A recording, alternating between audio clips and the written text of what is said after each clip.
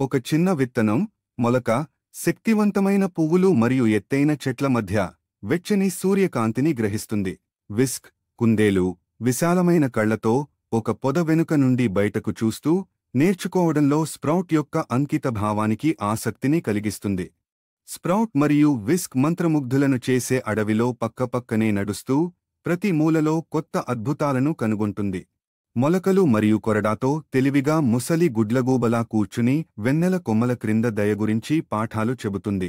Sprout మరియు whisk కష్టపడి పనిచేసే చీమల వరుసను గమనిస్తూ తమ శ్రద్ధతో చేసే పనులలో పట్టుదల యొక్క సద్గుణాన్ని ప్రదర్శిస్తాయి. స్ప్రౌట్ మరియు విస్క్ సహకారం యొక్క విలువను నొక్కి చెబుతూ ఉమ్మడి లక్ష్యాన్ని సాధించడానికి కలిసి పనిచేసే ఉడుతలతో కూడిన ఉడుతలను చూస్తుంది. తుఫాను సమయంలో ఎన్చాంటెడ్ ఫారెస్ట్, స్ప్రౌట్ మరియు విస్క్ ఆకులు మరియు వాన చినుకుల మధ్య బలంగా నిలబడి స్థితిస్థాపకతను ప్రదర్శిస్తుంది. తుఫాను తర్వాత ప్రశాంతమైన అడవి ఆకాశంలో శక్తివంతమైన ఇంద్రధనస్సును కలిగి ఉంటుంది. ఇది ఆశ మరియు సవాళ్ల తర్వాత వచ్చే అందాన్ని సూచిస్తుంది. తుఫాను అనంతర అడవిలోని ప్రశాంత వాతావరణంతో చుట్టుముట్టబడిన హృదయపూర్వక సంజ్ఞతో స్ప్రౌట్కి కృతజ్ఞతలు తెలుపుతూ విస్క్.